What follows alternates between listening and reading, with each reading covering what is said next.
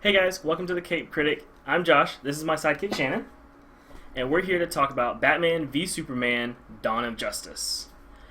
So first off, what were your thoughts going into the movie before we went and saw it? I honestly didn't have super high expectations because personally I didn't enjoy the first Superman movie. Man of Steel. Yes. So I was hopeful, but I definitely had some reservations. Okay.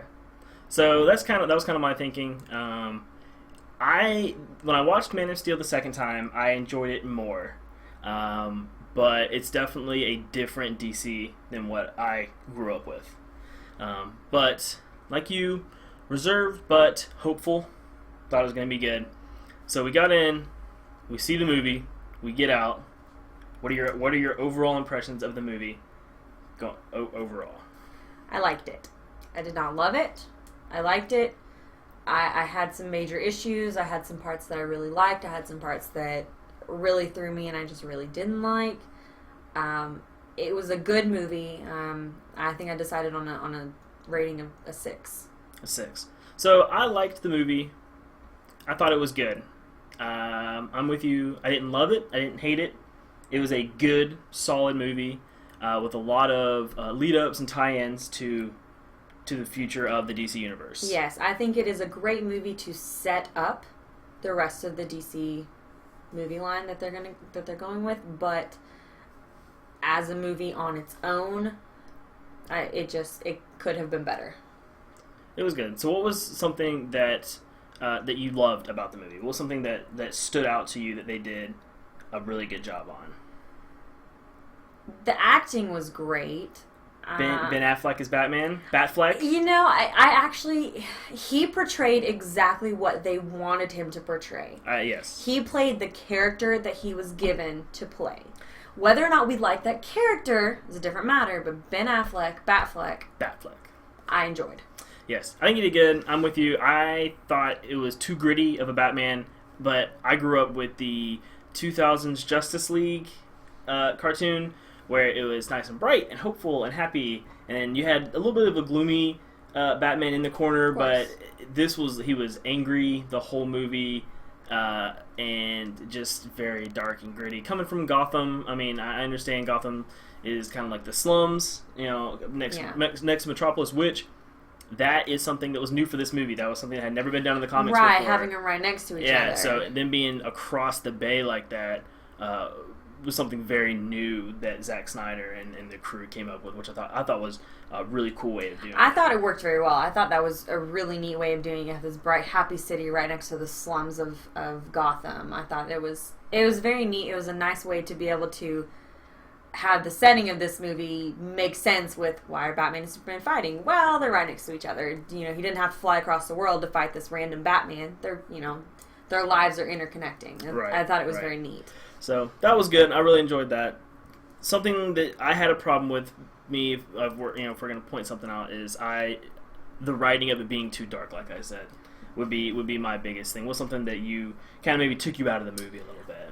It felt very sectioned overall. I felt like we had different pieces of the movie that I felt like didn't flow necessarily very well together. Mm-hmm. We would have this fight. Done with that. Moving on. Now we're fighting this bad guy. Done with that. Moving on. Now we have this. It just, there were parts that I didn't feel were very connected. Very much. It had a beginning, and then it had a middle, it had an end. Yes. It didn't really flow into one. Yeah, it kind of jumped from one to the other. That was a slight issue for me. And yeah, so that I agree with that. So we're gonna get into all of the characters, but kind of based on that, I'm actually gonna start with Luthor, who was probably my favorite character in the movie, honestly. I think he carried the movie in a way. He was the strongest character for sure. I think he tied the whole movie together. Yes, absolutely. He brought all the pieces of bringing in the kryptonite and then leaking it so Batman can steal it, and then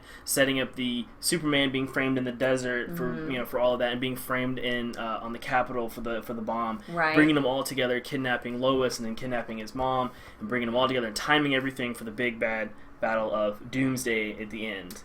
He was definitely what's the word I want? He's definitely the mind behind it all. Yeah, he's very, very conniving, very manipulative. The mastermind. There's the word. I couldn't think of it. He was definitely the mastermind. The evil mastermind behind the entire movie. And I was afraid because I'm not watching the previews. You were very concerned about. I'm not the biggest Jesse Eisenberg fan. I'll go out there and say it. I'm not a huge fan, but. And I was also afraid of the fact they were doing Lex Luthor's son, Lex Luthor Jr., and they weren't doing Lex Luthor. Mm-hmm. But he did an excellent job. I thought he did great. He actually turned out to be my favorite character in the movie. He did amazing. I really liked how they made him. Well, evil. Yeah, evil, yeah. Yeah, I really liked it. So we kind of talked about Batman earlier. What do you think about Henry Cavill as Superman in this one? Maybe in this one versus Man of Steel. I thought he was just as good in both. I mean, of course I said before that I wasn't a huge fan of Man of Steel, but that wasn't necessarily because of him. Yeah. I was just kind of the movie, and I just had some issues with it, sure. But that's another day. I thought he did great. I thought he did a really good job.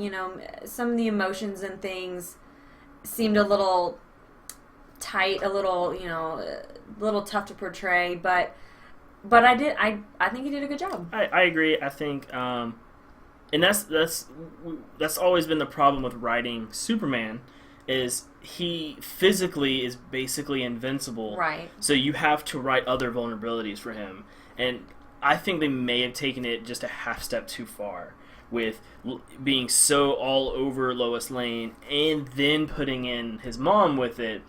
It kind of made sense in the text of the movie, in the context of the movie, but I think you probably could have done the same thing just using Lois Lane. I don't know if we necessarily could have left the mom out. Needed his mom in it as the who Batman went to go save. But that ended up being the only reason that Batman and stopped beating the crap out of Superman. But honestly, I actually had a problem with that scene. I felt Lois Lane was very forced into that scene.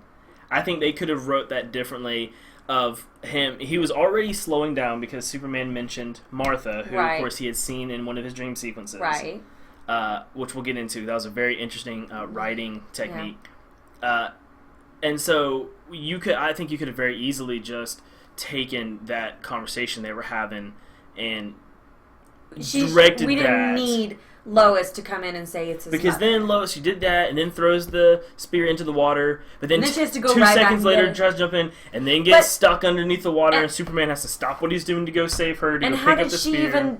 Obviously she had to have worked it out on her own. It's Kryptonian, we have to go get it. But it was just Batman's over here. They're over here saying it's Kryptonian. That'll do it. And then all of a sudden she's like, "That's true. Huh?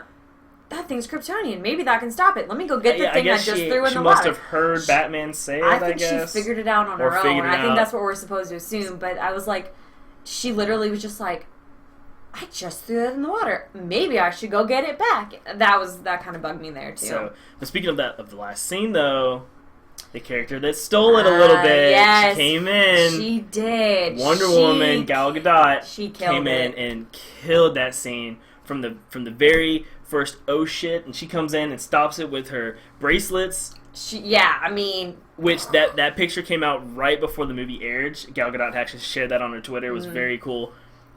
To see it in the movie, in the context, she very cool. I love the golden lasso. Yes, the lasso of truth. Yeah, was perfect. That was probably my favorite part. Seeing that to me was like, that was iconic. Yes. Like, yes, I know, obviously the bracelets and everything, right. But to me, like the lasso, I was just like, that was my moment of true excitement for Wonder Woman. I thoroughly enjoyed Wonder Woman in this movie. I thought she did even though it's a Batman and a Superman movie, her portrayal of Wonder Woman was fantastic, which gets me super stoked for the Wonder Woman movie coming out June 2017, directed by Patty Jenkins, co-starring Chris Pine as Steve Trevor. So Wonder Woman, and at the end, Wonder Woman and Batman are standing there, and Batman says, "Hey, I think we need to go find the rest of your friends, the rest of the people that are like you," who we saw her seeing these little video clips of the other superheroes. Right. Yes.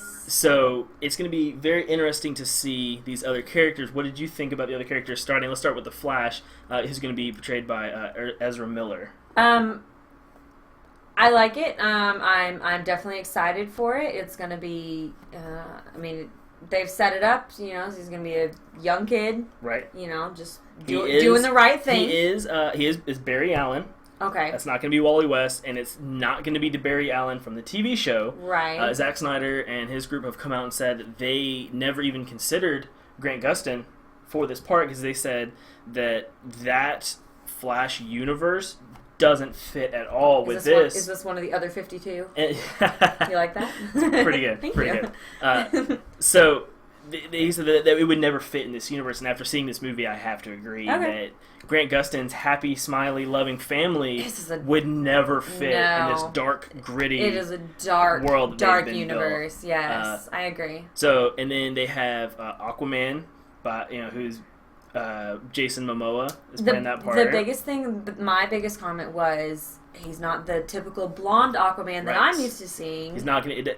If he's Arthur Curry, right, he's going to be a completely different Arthur Curry. Right, that's what you said. Which is going to be very interesting to see how they portray that. Are they going to do the storyline where he's half human, half Atlantean, and his dad brings him back to Atlantis, or his mom brings him back to Atlantis?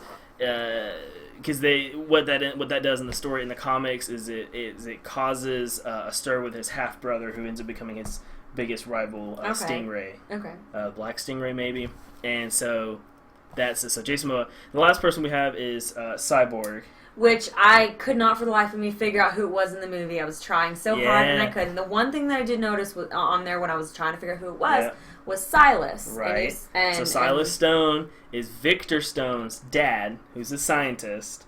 And so we have to assume that the half a body that was hanging on that board is his son, who he's trying to save. Do we know what happened to get him that way, or it's different in every movie. Okay. It's a little bit different. So in this one, we don't necessarily know what caused him to be half a body. And we don't even know what's going to make him cyborg. We don't know what that is. Funky What is that morphing cube box thing? was very strange. I've never seen anything like that before. I have no clue what that's supposed to be. I don't know. So that's going to be very interesting. Weird. So Flash, Cyborg, Aquaman. We know that eventually we're going to get Green Lantern for the Green Lantern Corps. Mm-hmm. Jeff Johns and Kevin Smith did a special. I'm just looking forward to that being better than the first one. Yes, I loved Ryan Reynolds. Deadpool was great, but we need a new Green Lantern. We do. It's time for a new Green Lantern. We need to fix it. We're looking. Hopefully, they're going to do justice to that movie. I'm excited for that movie. Yeah, I was excited for the first one, so I really, really am hoping for the second one to be better. So it should be good. So then. The other thing is this movie set up a lot for the Justice League movie. Yes. This movie is called Dawn of Justice. We knew it was going to be a lot of tie-ins. To me, I felt it was too much. They didn't focus enough on this movie. I personally felt like it should have been Batman, Dawn of Justice, Batman versus Superman, instead of the other way around. Yeah, it is a lot. But we got a lot. And we got it through dream sequences from Batman, which is very strange. I was not a fan of that. When we're assuming it was the Flash came back into his dream and tried to warn him to get Lois. She's the key. Am I too soon? I didn't like any of that because especially they didn't end up tying it into anything else in the movie. It just that happened. I'm not a huge fan of movies that are completely reliant on their sequels.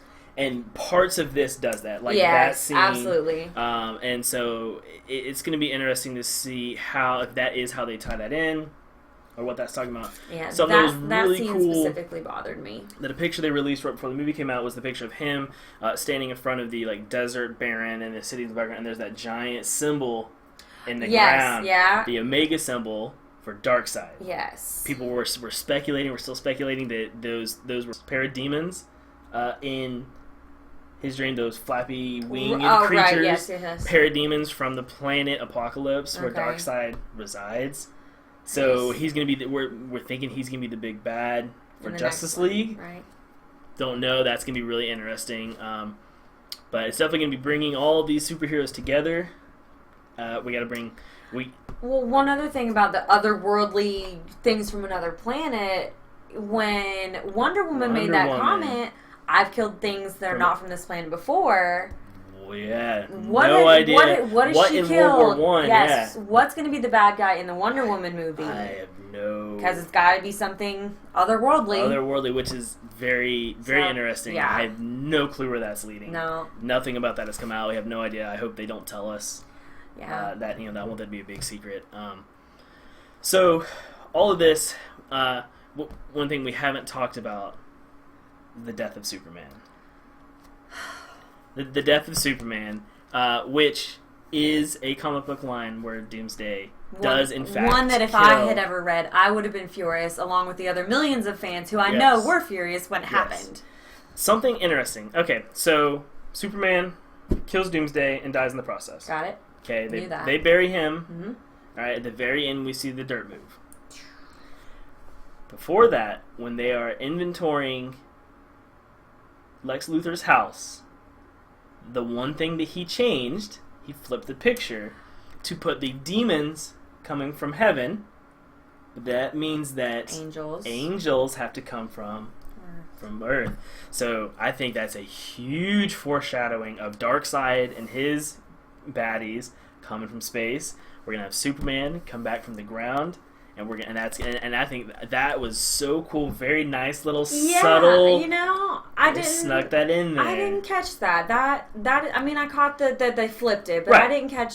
But the angels are coming from beneath now. I just want to know how they're gonna bring him back. That I my don't issue know. is my biggest issue with the death of Superman is they also put in the death of Clark Kent. Right. It's not like, oh, Clark Kent's just missing. No, in the paper it showed we lost one of our own. Right. And it said we lost Clark Kent. So if Superman comes back, Clark Kent doesn't have a life. Like, what's he supposed to go back and do? Does he just not exist anymore? How is he supposed to have a life with Lois if he does at all? Right. If there is no Clark Kent anymore. There's so many issues that I have with that, and I know they're going to address them. But I don't know what they're going to do. Do you think maybe they introduce Bizarro? What if they bring Superman back as Bizarro first? A little tidbit, maybe something to think about. Let us know. Let us know in the comments what you think about that one. Yeah. Do they use Bizarro? Do they not use Bizarro? Very interesting. So, so that's going to be interesting. So as we wrap up our discussion of Batman v Superman: Dawn of Justice, what are your final thoughts on this movie? How this movie was? What it's looking like for the future? This movie overall was a great setup movie. Yes. In my opinion, like I said, I don't believe that this should have been... I don't believe it was enough of a Batman versus Superman movie to be called that. It was a Dawn of Justice movie where they had a big fight.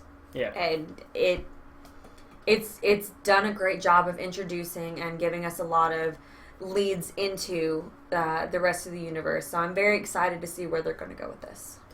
So I thought it was a very good movie. I didn't agree with the direction it was written, but I thought it was written well for the most part.